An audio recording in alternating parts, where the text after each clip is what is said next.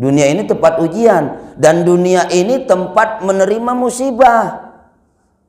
Tempat ujian itu ya dunia. Jadi kalau ada orang kagak mau diuji sama Allah, orang kagak mau dikasih musibah oleh Allah, itu sama aja dia udah bosan hidup di dunia. Nah, kalau dia udah bosan hidup di dunia berarti kemana? Nih kita udah bosan hidup di dunia, kemana larinya? Mati. Almarhum. Kalau kita udah bosan hidup di dunia, maka doa yang benar yang Allah berikan yang benar adalah ya Allah berikan kekuatan ya menghadapi ujian. Ya Allah berilah solusi dari musibah-musibah ini. Ya Allah berilah obat dari penyakit ini. Itu diperbolehkan.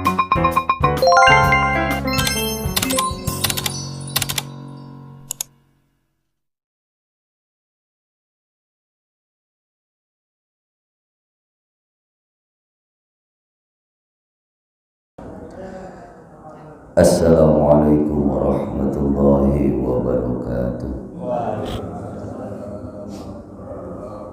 Alhamdulillah wa ala ni'amillah.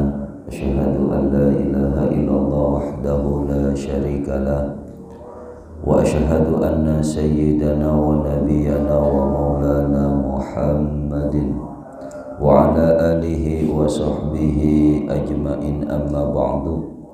Rabbi sahri sadri wa yassirli amri wahlul 'uqdatam min lisani yafqahu qawli. Rabbi zidna ilman nafi'a warzuqna fahman zayyida fil laili wan nahar. Faqad qala Allah ta'ala fi kitabihil karim, a'udzu billahi minasyaitonir rajim. Bismillahirrahmanirrahim. Yarfa'illahu allazina amanu minkum wallazina utul ilma darajah. Shadaqallahul azim wa shadaqa rasuluhun nabiyul habibul karim. Wa nahnu ala dzalika minasyahidin wa syakirin walhamdulillahi rabbil alamin. Yang saya hormati dan muliakan Ketua DKM kita Bapak Ustadz Haji Haidir. Yang saya hormati pula MC kondang kita yang senantiasa setiap hari Sabtu pagi menemani kita.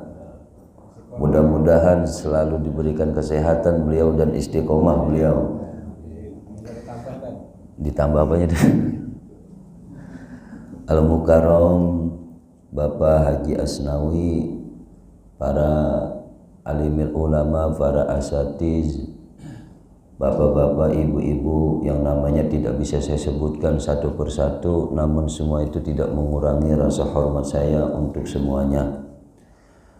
Kita ucapkan syukur alhamdulillah pada pagi hari ini Allah masih memberikan kita kesehatan, kenikmatan, panjang umur, sehingga kita masih berjumpa di tempat yang mulia dalam rangka sholat subuh berjamaah, dilanjutkan dengan thalabil ilmi.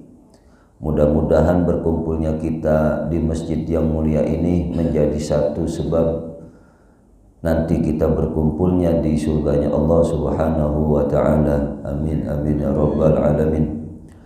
Salawat teriring salam tak lupa pula kita sanjungkan kepada junjungan kita baginda Nabi besar Muhammad sallallahu alaihi wasallam. Mudah-mudahan kita selaku umatnya senantiasa istiqomah di dalam kita mengerjakan ajaran serta sunnah-sunnahnya. Mudah-mudahan di yaumil qiyamah nanti kita mendapatkan syafaat dari baginda besar Nabi kita Muhammad sallallahu alaihi wasallam. Bapak Ibu yang dirahmati Allah subhanahu wa ta'ala, sebelum kita awali kajian kita pada pagi hari ini, terlebih dahulu marilah sama-sama kita kirimkan kitab suratul Fatihah yang tadi telah disebutkan, kita kirimkan lagi dengan penuh keikhlasan ya, untuk saudara kita, istrinya Bapak Budi ya. Mudah-mudahan istrinya Pak Budi segera diangkat penyakitnya oleh Allah dan segera diberikan kesehatan kembali oleh Allah Subhanahu wa taala, dan kita semua yang berada di masjid yang mulia ini mudah-mudahan selalu dimudahkan segala urusan-urusan kita, dimudahkan segala dipanjangkan umur kita, dan selalu disehatkan badan kita oleh Allah Subhanahu wa taala. Ala hazihi niyya wa ala kulli niyatin shalihah wa ila hadratin nabil mustafa Rasulillah sallallahu alaihi wasallam wa ala alihi wa azwajihi wa dzurriyyatihi wa ahli baitihil kiram. Syai'un lillahi lahumul Fatihah. A'udzu billahi minasyaitonir rajim. Bismillahirrahmanirrahim. Alhamdulillahi rabbil alamin arrahmanir rahim maliki yaumiddin. Iyyaka na'budu wa iyyaka nasta'in ihdinas siratal mustaqim siratal ladzina an'amta 'alaihim ghairil maghdubi 'alaihim waladdallin. Rabbighfir lana wa liwalidayna amin. Jamaah yang dirahmati Allah Subhanahu wa taala, pada pagi hari ini kita lanjutkan kajian kita dalam kitab Nashihul Ibad, yaitu artinya nasihat-nasihat untuk para hamba. Kita masih pada bab sunai, masuk ke maqalah yang kelima. Bismillahirrahmanirrahim. Wal maqalatul khamisatu an Utsmana radhiyallahu anhu, hammud dunya zulmatun fil qalbi wa hammul akhirati nurun fil qalbi. Artinya, wal maqalatul khamisatu, maqalah yang kelima, an Utsmana, datangnya dari sahabat Utsman radhiyallahu anhu, semoga Allah meridhoinya, selalu meridhoinya.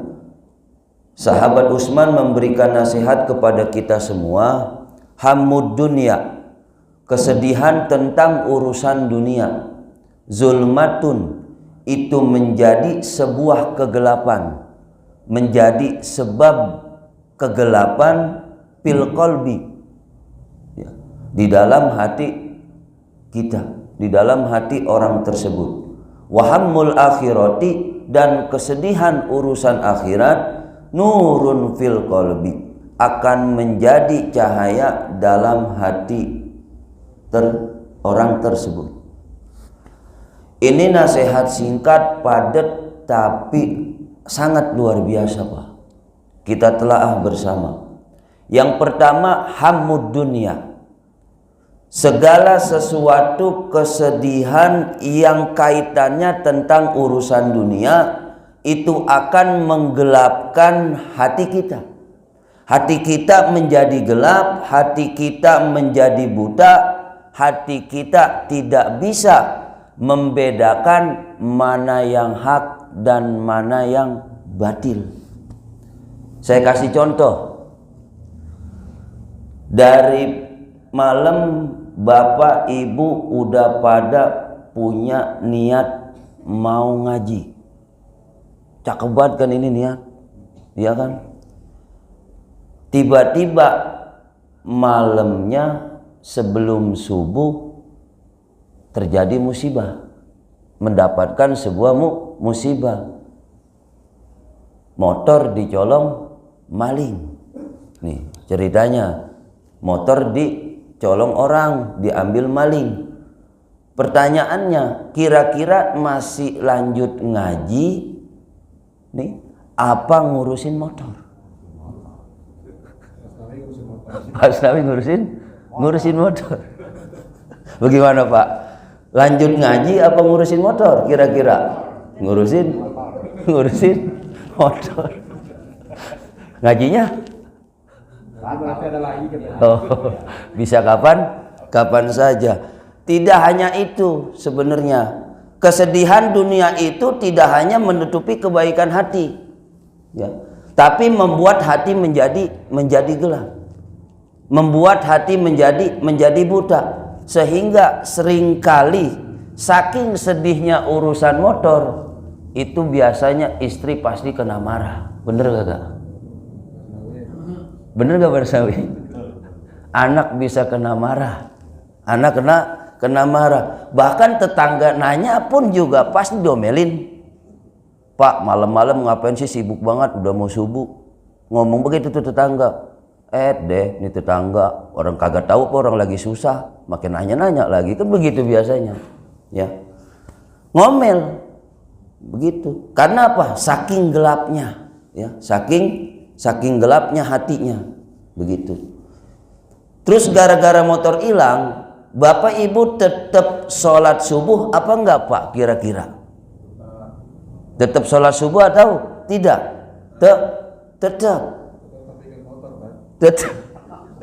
Tetap begitu ya. Tetap sholat subuh begitu. Ini luar biasa Pak.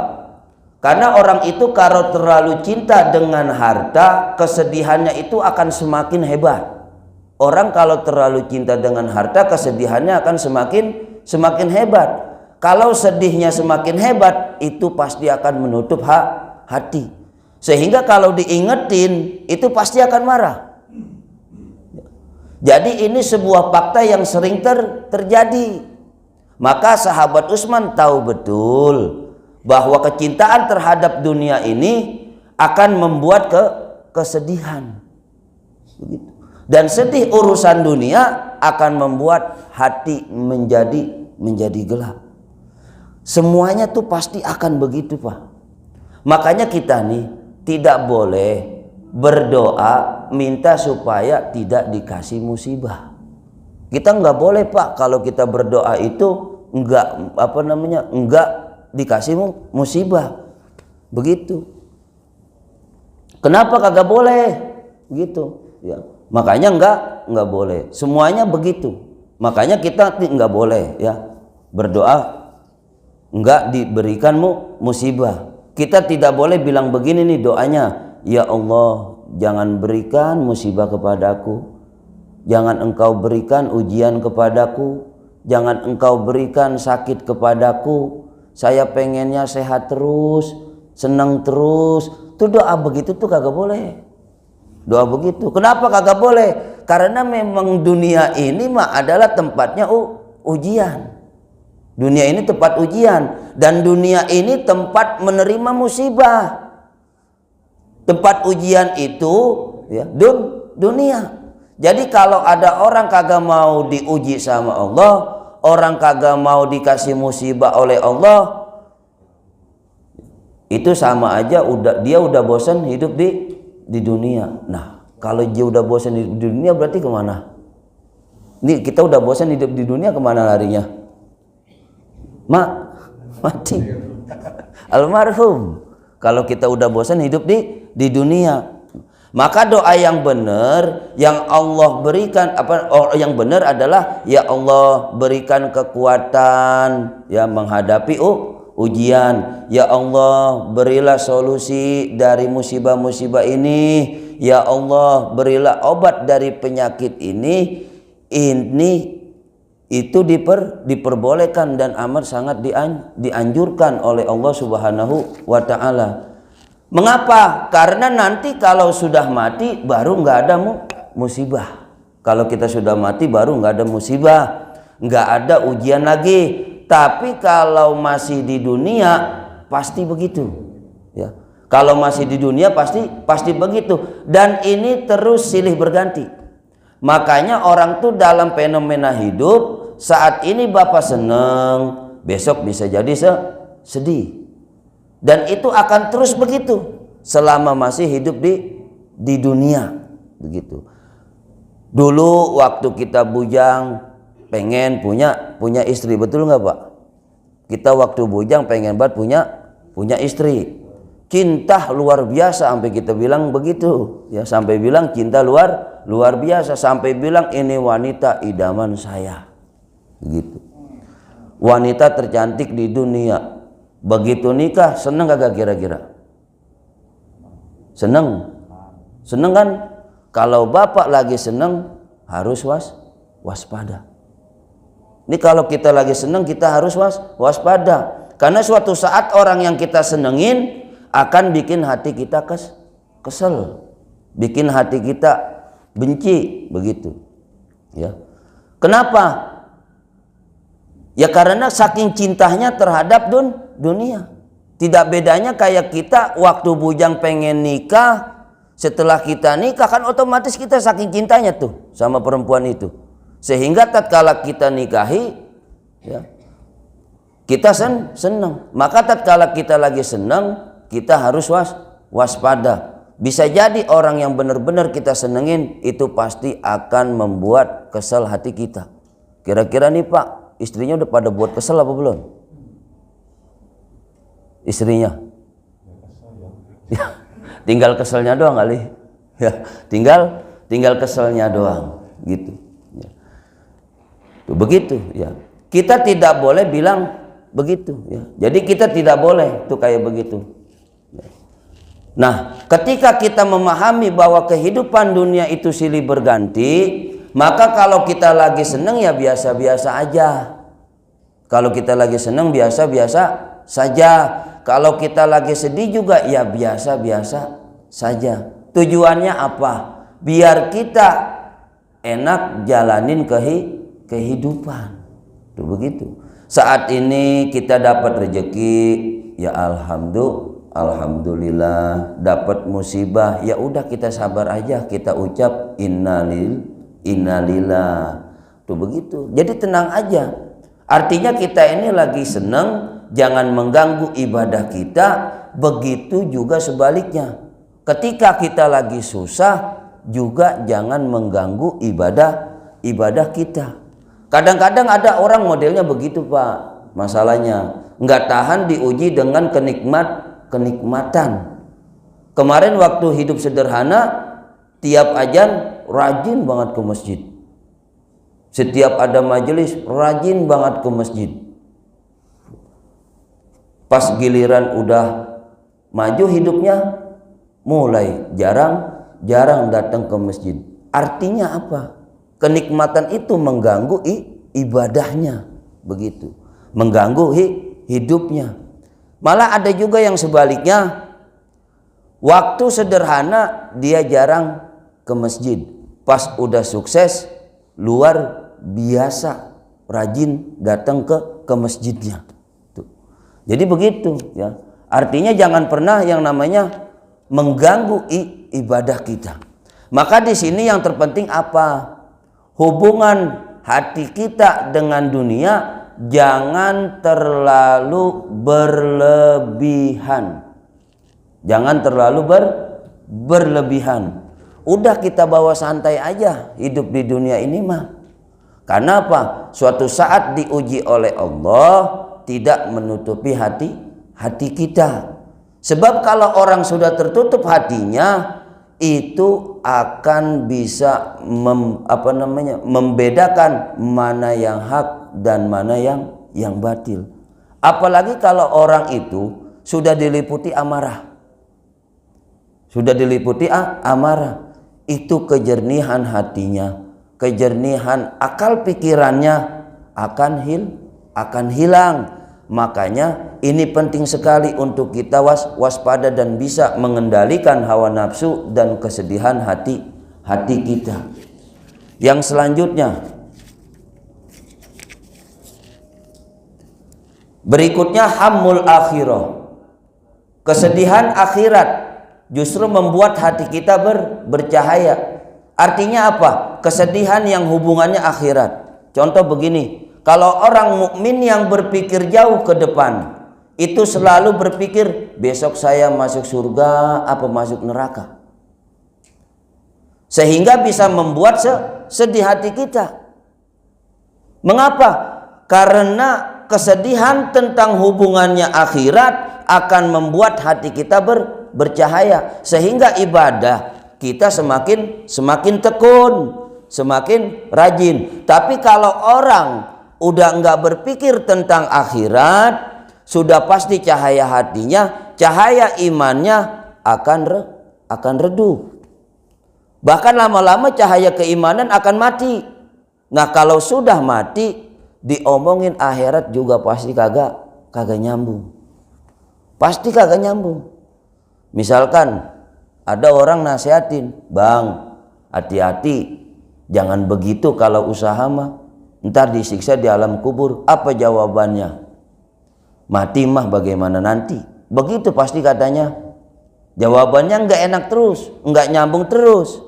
Begitu. Makanya ketika kita berpikir tentang akhirat, ya Allah, kita bayangin siksa alam barzah bagaimana, seperti apa, bahayanya makan barang haram seperti apa, kesedihan-kesedihan seperti itu menyebabkan hati kita malah bercahaya, sehingga ibadah semakin rajin. Dan tidak hanya masalah akhirat, Pak, masalah ibadah syariat juga yang kita lakukan nih itu sama. Umpamanya nih, Bapak biasanya pada tahajud apa kagak? Bapak biasanya nih tahajud, terus tiba-tiba kesiangan, tahu-tahu udah subuh. Ini kita kira-kira sedih kagak orang yang biasa tahajud? Pasti akan sedih. Tapi kalau yang kagak biasa tahajud, nggak bakalan di hatinya tuh merasa sedih. Contoh kayak sholat subuh lah. Biasa kita tiap hari datang ke masjid untuk menjalankan sholat subuh berjamaah. Tiba-tiba kita kagak sholat subuh, kesiangan, atau kita kagak berjamaah. Sedih apa kagak kira-kira? Sedih. Kalau kesedihan seperti itu justru membuat hati bercahaya. Kenapa? Karena dia akan lebih gigih. Ini kita akan lebih gigih lagi, lebih berjuang lagi untuk bangun melaksanakan sholat subuh berjamaah. Kalau seandainya kesedihan itu kagak ada, justru malah akan meredupkan cahaya hati kita. Makanya kan kadang-kadang banyak ada orang udah satu, mending ya kalau cuma ketinggalan berjamaah doang. Kadang-kadang udah sholat subuhnya kesiangan, bahkan sampai kagak belum bangun tidur, belum sholat subuh, tapi masih anteng-anteng aja, dia nyeduh kopi dulu, yang rokok dulu, kagak buru-buru ngelaksanain sholat subuh walaupun udah kesiangan. Nah itu tuh yang kayak begitu justru akan malah menutup hati kita, akan menghilangkan cahaya hati kita, maka sehingga menjadi redup begitu. Nah itu sebagai tanda kalau Bapak ketinggalan kok sedih, berarti cahaya iman masih ada di dalam hati kita.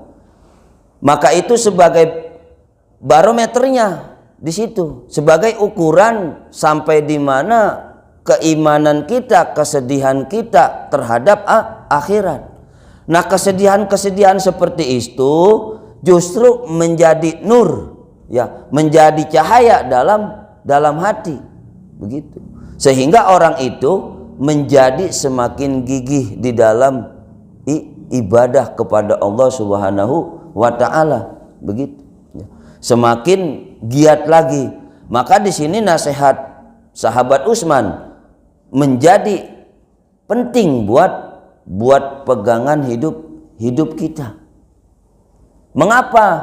Karena ketika kita sedih dengan yang namanya akhirat, maka cahaya itu akan terus masuk ke dalam hati kita. Seakan-akan kita kayak rindu dengan akhirat. Karena banyak kita temukan dia meninggalkan ibadah sholat 5 waktu pun juga enggak punya rasa sedihnya sekali, enggak punya keinginan begitu untuk yang namanya melaksanakannya. Tapi kalau misalkan di hati kita ada cahaya, di hati kita ada keimanan, justru itulah yang akan membuat cahaya di dalam hati kita semakin terang. Tuh, begitu. Baik Bapak Ibu jamaah yang dirahmati Allah Subhanahu wa taala, kita lanjutkan wal maqalatu sadisatu. Makalah yang keenam. An Aliin, datangnya dari sahabat Ali radhiyallahu an. Semoga Allah meridhoi, ya. Karamallahu wajhah. Datangnya dari sahabat Ali, mangkana fi talabil ilmi. Man, siapa saja kana fi talabil ilmi, yang berada di dalam mencari ilmu, khususnya mencari ilmu agama, kanat al jannatu, maka surgalah fi talabihi, yang hakikatnya sedang dicari orang tersebut. Dari rumah nih kita tadi udah niat datang ke masjid mau ngaji. Itu sama aja kita lagi mencari ilmu. Ada sebuah riwayat yang mengatakan man kharaja fi talabil ilmi fa huwa fi sabilillahi hatta yarji'a. Jadi kalau kita punya niat dari rumah, tujuannya kita untuk mencari ilmu, kayak di masjid sekarang ini nih, mendengarkan kajian, mendengarkan hadis, mendengarkan ilmu-ilmu yang lain, itu pada hakikatnya kita sedang mencari surga. Makanya tadi kenapa man kharaja fi talabil ilmi fa huwa fi sabilillahi hatta yarji'a. Man, siapa orang yang keluar mencari ilmu, ya, fisabilillahi hatta yajir'a, di jalan Allah hatta, maka dia akan selalu dijaga oleh Allah sampai dia pulang lagi ke rumah. Hebat kagak tuh jaminannya kita menuntut ilmu, ya. Maka di situ menjadi suatu kewajiban bagi kita untuk menuntut ilmu. Nggak bisa kalau kita nggak nuntut ilmu, harus menuntut ilmu. Kata Imam Asy-Syafi'i, kata Imam Nawawi Al-Bantani, di sini dikatakan aiman istaghola fil ilmin nafi'. Ya. Aiman istaghola fil ilmin nafi', yaitu orang yang menyibukkan dirinya mencari ilmu pengetahuan yang bermanfaat. Itu orang yang mencari ilmu seperti itu. Seperti orang yang menyibukkan dirinya mencari ilmu pengetahuan yang bermanfaat. Tujuannya apa? Allazi la yazuzu lil baligil akili jahlu. Yang seseorang itu yang baligh serta orang yang berakal tidak boleh tidak mengerti tentang hal tersebut. Menurut Imam Nawawi itu begitu, ya. Karena fil hakikoti, karena pada hakikatnya orang tersebut taliban lil jannah, sedang mencari surga, wali ridhollahi ta'ala, untuk menggapai ridhonya Allah Subhanahu wa ta'ala. Itu orang yang mencari ilmu. Maka kita sebagai seorang mukallaf, sebagai orang yang berakal, sebagai orang yang baligh, itu pasti diwajibkan untuk mencari ilmu. Karena kenapa bisa begitu? Ini akan menjadi pertanggungjawaban nanti kita di hadapan Allah Subhanahu wa ta'ala. Karena enggak bakalan kita bisa masuk surga tanpa ilmu. Pasti pakai ilmu. Kita ibadah juga pakai ilmu. Kita mengenal Allah juga pakai ilmu. Enggak bakalan kagak pakai ilmu. Dan orang yang mencari ilmu itu jaminannya udah pasti surga. Sebagaimana di dalam satu riwayat pula mengatakan, man salakat thoriqan yaltamisu fihi ilma sahalallahu lahu bihi thoriqan ilal jannah. Tuh, udah jelas jaminannya pasti surga, enggak bakalan kagak surga, udah pasti surga. Ya maaf, apalagi kalau kita sampai lagi menuntut ilmunya, lagi mencari ilmunya, tiba-tiba ini mah minta maaf, saya ngomong sampai enggak ada umur sampai kita meninggal. Itu sudah dijamin sama Allah pasti masuk surga. Enggak bakalan kagak. Mengapa demikian? Karena di sini ada sebuah perkataan ulama, ya. Sebuah perkataan ulama yang mengatakan begini, watlub li ilmin summa lakinuhul waro azam kalam marabbi wat hur tuk somu. Wat hur tuk somu. Apa? Watlub li ilmin summa lakinhu waro. Carilah ilmu, kemudian amalkan ilmu tersebut kepada orang lain. Lalu apa? Muliakanlah kalam Tuhan Al-Quran dan bersucilah, niscaya kamu akan selalu terjaga dari cobaan, bencana, musibah, dan wabah penyakit. Itu kalau kita menuntut ilmu, kita nyari ilmu, kita belajar ilmu, lalu kemudian kita bisa bermanfaat untuk orang banyak, kita amalkan, lalu kita mengagungkan kalam-kalam Allah Subhanahu wa Ta'ala, maka jaminan dari Allah itu akan selalu terjaga. Dari apa? Dari cobaan, dari bencana, dari musibah dan bala penyakit. Pasti kita akan selalu dijaga oleh Allah Subhanahu wa Ta'ala. Tidak, enggak bakalan kagak. Sudah pasti dijamin sama Allah kalau orang mencari ilmu dan sudah dijamin oleh Allah surganya Allah Subhanahu wa Ta'ala.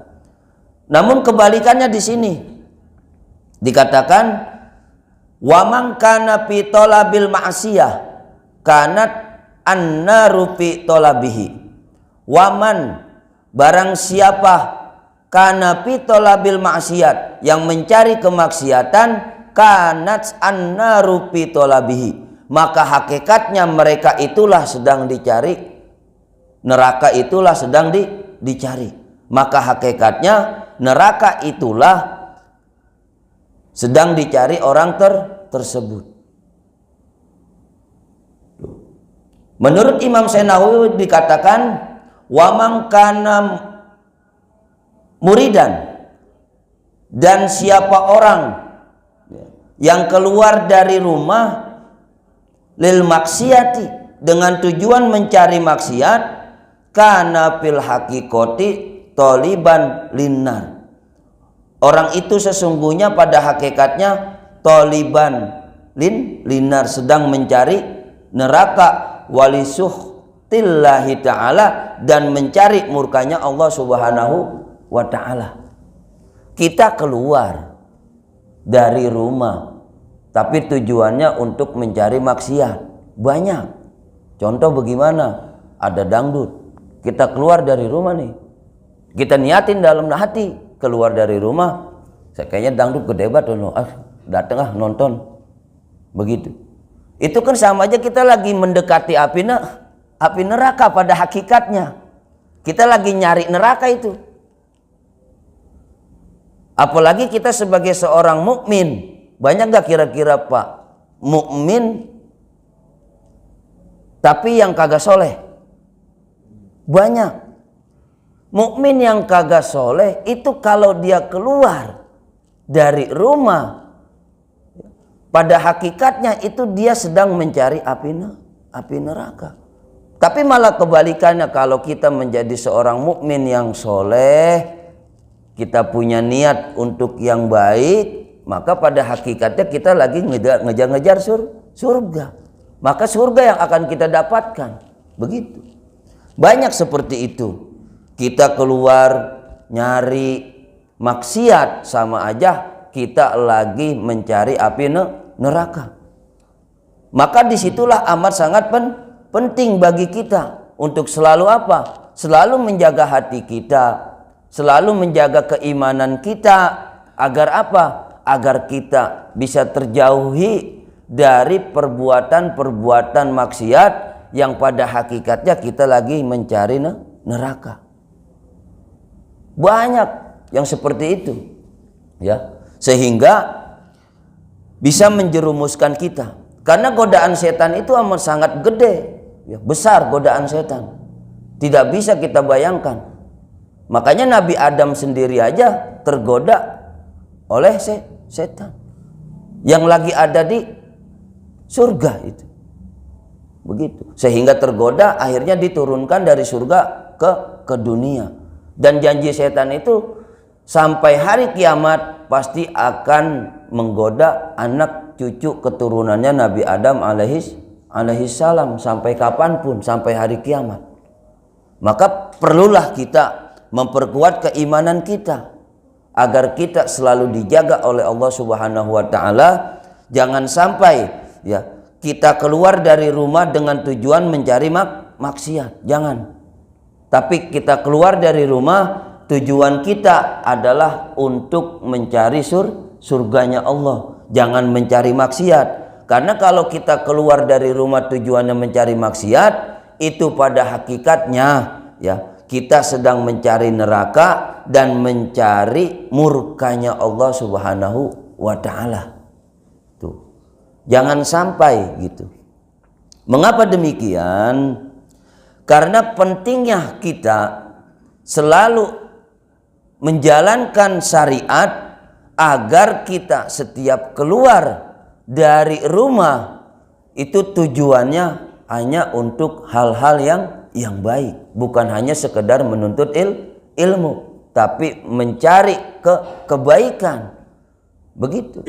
Apalagi kita sudah mencari ilmu lalu kemudian kita amalkan, karena ada sebuah hadis yang mengatakan al ilmu bila amalin kas sajari bila samarin.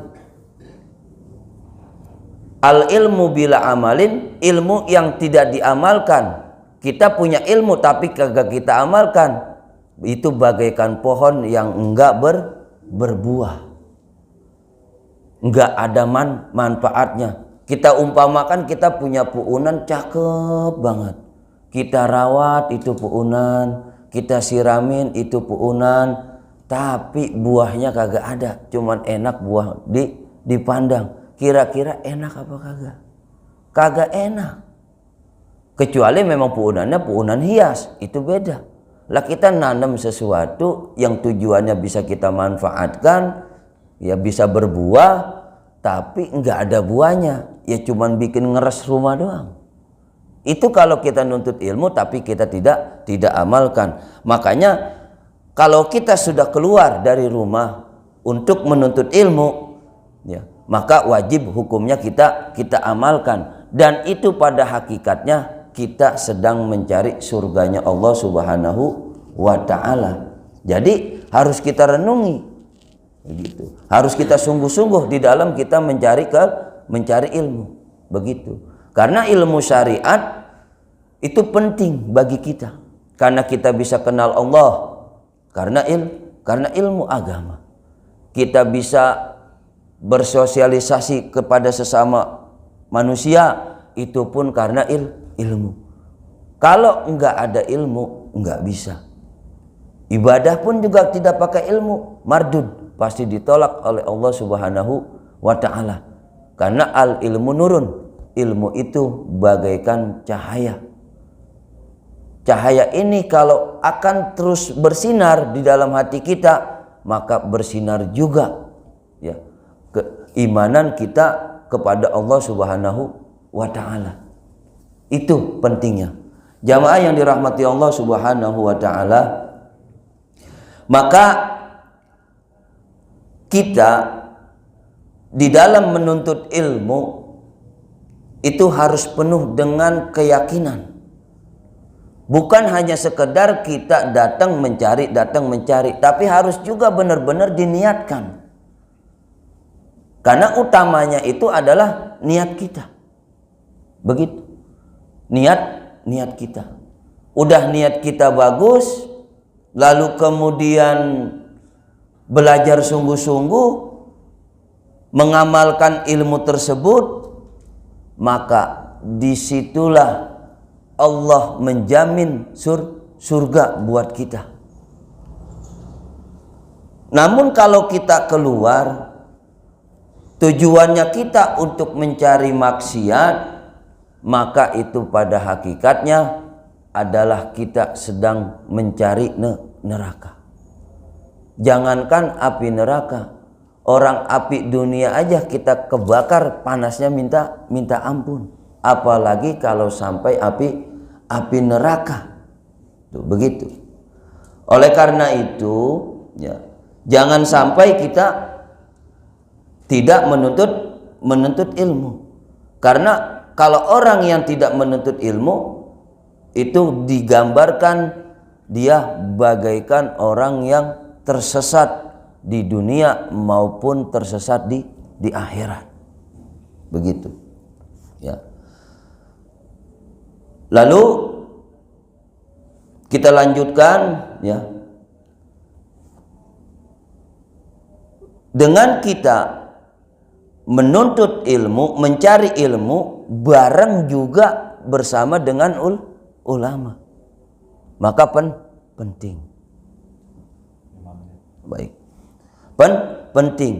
Mengapa? Karena setiap orang yang menuntut ilmu, ya wajib juga kita harus mendengarkan mauizahnya para ulama di mana kita mengaji. Mauizahnya, ceramahnya, pelajarannya, ya apapun yang disampaikan oleh ulama ya harus kita dengerin. Karena kalau kita sampai mendengarkan itu, pada hakikatnya kita sedang mencari surganya Allah Subhanahu wa ta'ala. Terwabil khusus adalah ulama-ulama yang memang benar mengajarkan tentang keilmuan, ya, menggunakan dasar-dasar keilmuan sehingga bisa menjadi penerang di dalam hati kita, menjadi cahaya di dalam hati kita. Dan inilah yang hakikatnya kita cari selama kita hidup di dunia. Begitu. Karena setiap ibadah yang akan kita lakukan itu pasti akan kita pertanggungjawabkan nanti di hadapan Allah Subhanahu wa ta'ala. Pasti itu. Apalagi kita sebagai orang yang berakal, sebagai orang mukallaf, itu pasti akan kita pertanggungjawabkan di hadapan Allah Subhanahu wa ta'ala. Enggak bakalan kagak. Dan itulah jaminannya. Surga jaminannya bagi kita kalau kita memang rajin menuntut ilmu, kita rajin mencari ilmu, kita rajin mempelajari ilmu-ilmu agama, sehingga apa? Sehingga kita bisa mudah untuk menuju surganya Allah Subhanahu wa ta'ala.